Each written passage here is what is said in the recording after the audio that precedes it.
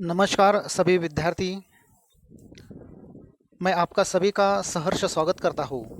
और आज जो लॉकडाउन शुरू है, तो इस लॉकडाउन के दरमियान हम अपनी स्टडी कैसे जारी रखें, इसके बारे में चंद मुद्दों को लेकर हम आपके साथ में जो मुद्दे हैं, इनके आधार पर डिस्कशन करने वाले हैं। कुल मिलाकर 10 पॉइंट्स है, जिनके आधार पर हम आपसे वार्तालाप करने जा रहे हैं।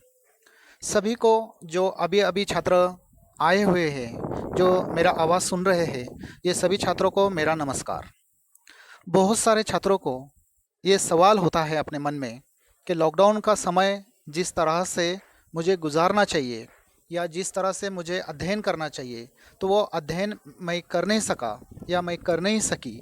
और लॉकडाउन का भविष्य क्या है, एग्ज़ाम कब होने वाली है, इसके बारे में काफ़ी ढेर सारे क्वेश्चंस हमारे मन में हैं। लॉकडाउन के दरमियान ये भी हुआ है कि बहुत सारे छात्रों का अपना जो माइंडसेट होता है वो सेट नहीं कर पा रहे हैं। इसके कारण वो अपने अध्ययन से दूर जा रहे हैं। मगर सभी छात्रों को मेरा एक नम्र निवेदन है कि हर सक्सेस जो स्टूडेंट का होता है, तो उसका सभी मार्ग जो है ये किताबों से ही गुजरते हैं, ये आप ध्यान में रखें। चलो, तो बहुत ज़्यादा समय न लेते हुए हम आज का जो वार्तालाप है वो शुरू शुरू करते हैं। सब में पहले ये हमेशा ध्यान रखें कि कोई भी लॉकडाउन ये कोई समस्या नहीं है। हर किसी को ये एक अपॉर्चुनिटी के तौर पर एक अपॉर्चुनिटी बोलकर देखना चाहिए।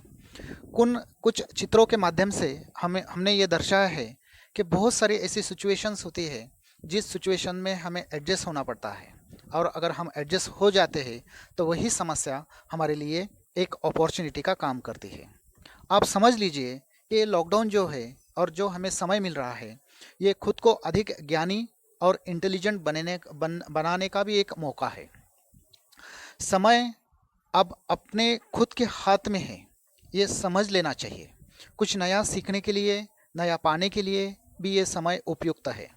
ऐसी बहुत बार हुआ है कि अपने जीवन में बहुत कुछ हम पाना चाहते हैं मगर पा नहीं सकते। कुछ बातें हैं, कुछ स्किल है, कुछ अध्ययन है, कुछ मानो कुछ किताबें पढ़ना है, मगर समय के कारण हम वो नहीं कर पा रहे हैं। इसलिए ये समय जो है ये हमारे हाथ में है। तो ऐसे बहुत सारी ढेर सारी बातें जो हमने कभी की नहीं है, तो इस समय हम कर सकते हैं। वो एक शायर ने बहुत खूबसूरती से एक कहा है, हौसले अगर बुलंद हो तो अंधेरों में भी दिया जलता है, बस जुनून होना चाहिए। तो इन्हीं मुद्दों को लेकर हम आगे बढ़ते हैं। समझ लीजिए कि मेरा काम, मेरी जिम्मेदारी एक गाइडेंस देना है, मगर इस बातों को शेयर करना, एक इक्वल कंट्रीब्यूशन देना, यह आप सभी छात्रों का काम है, कर्तव्य है। तो इसी होप्स के साथ, इसी आशा के साथ मैं आगे शुरुआत करता हूँ। ऑफलाइन क्लास जो है, रेगुलर क्लास जो है, ये कब शुरू होगी पता नहीं। पब्लिक गैदरिंग के लिए बहुत सारे नियम है, इतना वो भी आसान नहीं। शायद कितना समय लग सकता है, इसके बारे में बहुत सारे प्रश्न हैं। मगर इसके बारे में जो भी अपडेट है, ये अपडेट के आधारे मैं अपने स्टडी का ज्ञान प्राप्त करने हेतु कुछ कर सकता हूँ क्या, ऐसे बहुत सारे प्रश्न हम अपने आप से भी पूछ रहे हैं। तो जाहिर है, तो एक प्रश्न जो है कि लॉकडाउन स्ट्रैटेजी क्या होनी चाहिए, कि इस लॉकडाउन स्ट्रैटेजी में हम अपने आप को बूस्ट कर सके, ज्ञानी कर सके, बहुत सारा ज्ञान जो है ये प्राप्त कर सके। तो कुछ स्ट्रैटेजी है जिनके आधार पर हम आपके साथ में वार्तालाप करने वाले हैं। पहला जो है, ये उपलब्ध समय की उपयोगिता। ये हर छात्र एक ध्यान में रखे कि हमें समय ही समय है। तो इस समय की उपयोगिता जो है, तो हम किस तरह से करें।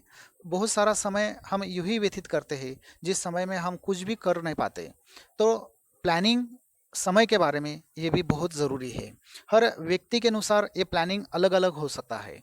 इसलिए ये बात अपने ध्यान में रखें कि हम किसी भी चीज़ का प्लानिंग सही ढंग से होना चाहिए, जिस माध्यम से हम स्टडी भी कर सकें। दूसरा जो है, ये पाठ्यक्रम को समझना। बहुत सारे विद्यार्थी छात्र ऐसे भी हैं जिनको पाठ्यक्रम में किस मुद्दों को सही ढंग से दर्शाया गया है ये पता नहीं है। तो सभी से मेरा नम्र निवेदन है कि एक बार अपने बीएड हो या फिर किसी और कोर्स हो या फिर किसी और टर्म्स का उसका पाठ्यक्रम हो, उसे पहली बात समझ लेना चाहिए। अगर हम पाठ्यक्रम को समझते हैं तो बहुत सारी बातें हमारे लिए आसान हो जाती है। दूसरी एक बात है, अगर हम पाठ्यक्रम को समझ रहे हैं तो स्वयं अध्ययन की भी हमें ज़रूरत है। Self study should be necessary. अगर हम स्वयं अध्ययन की आदत जो है ये डेवलप कर पाते हैं तो शायद हमारा जो मिशन है, हमारा जो एम है, तो वो एम की ओर हम ज़रूर एक कदम बढ़ जाते हैं। तो हमें क्या करना चाहिए? जो ऑनलाइन स्टडी है, शायद एग्जाम्पल के तौर पर अगर मैं दूँ तो एमसीक्यूज़ है और लेक्चरर्स है। यूट्यूब पे बहुत सारे लेक्चर्स है या फिर बहुत सारे एमसीक्यूज़ अवेलेबल है, तो उनके माध्यम से भी हम ज्ञान को जो है बढ़ा सकते हैं। दूसरी बात ये है कि अवेलेबल बुक्स जो है उसके माध्यम से भी हम डीप स्टडी कर सकते हैं। और दूसरी महत्वपूर्ण बात है कि प्रीवियस क्वेश्चन जो है या फिर क्वेश्चन पत्रिका जो है, तो ये नेट पर उपलब्ध है, तो जिसके माध्यम से हम बहुत सारा डाटा जो है, इंफॉर्मेशन जो है प्रश्नों के बारे में, ये हम प्राप्त कर सकते हैं। और इसके बाद जो है स्टडी टाइम टेबल निश्चित करें। सही मायने में अगर ये कहा जाए तो हमें वक्त ही नहीं होता है, और वक्त होता है तो हम माइंड सेटअप नहीं कर पाते। इसलिए ये बात हमेशा ध्यान में रखें, अगर हम अपने आप का खुद का एक टाइम टेबल तैयार करें तो उस आधार पर ये हम अपने आप को फोर्स कर सकेंगे कि कुछ ना कुछ इस दौरान जो है, इस टाइम में जो है, हम स्टडी करना अनिवार्य है। इसलिए हर छात्रों से ये निवेदन है कि अपने आप का एक टाइम टेबल जो है ये सुनिश्चित करें। किताबें, बहुत सारे छात्रों का ये कहना है कि सर किताबें उपलब्ध नहीं हैं और कॉलेजेस बंद है, हम बाहर जा नहीं सकते। ठीक है, कॉलेज किताबें अगर उपलब्ध नहीं है, मगर हम रुक नहीं सकते। पुराने प्रश्न पत्रिका अध्ययन हम ऑनलाइन के माध्यम से कर सकते हैं और बहुत सारा डेटा प्राप्त कर सकते हैं। और डेटा प्राप्त होने के बाद उन प्रश्नों को बारंबार हम अगर पढ़ते हैं, अगर रिपीटेशंस करते हैं, तो बहुत सारी आइडिया जो है क्वेश्चंस के बारे में, आंसर के बारे में हमें उपलब्ध हो सकती है। और कुछ अगर बुक हमारे पास अवेलेबल है, कुछ कंटेंट जो है ऑनलाइन ऑनलाइन हमें उपलब्ध होते हैं, तो एक अच्छा आशय जो है, अच्छा कंटेंट जो है, जो भी प्रश्नों के बारे में हम सोच सकते हैं, ऐसा आशय जो है, कंटेंट जो है, इसकी हम खोज ज़रूर कर सकते हैं कि एक आधे प्रश्नों का उत्तर हमें अपेक्षित क्या है, या फिर उसका उत्तर जो है सही मायने में या सही दिशा में किस पद्धति से, किस रूप में होना चाहिए। दूसरी बात यह है कि अगर आप अध्ययन कर रहे हैं, आप ऑनलाइन स्टडी कर रहे हैं, या कोई वीडियो देख रहे हैं, कोई लेक्चर्स देख रहे हैं, या कोई बुक्स पढ़ रहे हैं, तो एक पेन और एक नोटबुक लेकर अवश्य बैठे कि एक विशेष टिप्पणी हो, मानो कोई उदाहरण हो, मानो कोई व्याख्या हो, कोई डेफिनेशन हो, तो उसका एक शॉर्ट नोट्स बनाएं। कोई मुद्दों का अगर शॉर्ट नोट्स हम बनाते हैं तो उसके आधार पर बहुत सारी बातें जो है ये हम सीख सकते हैं।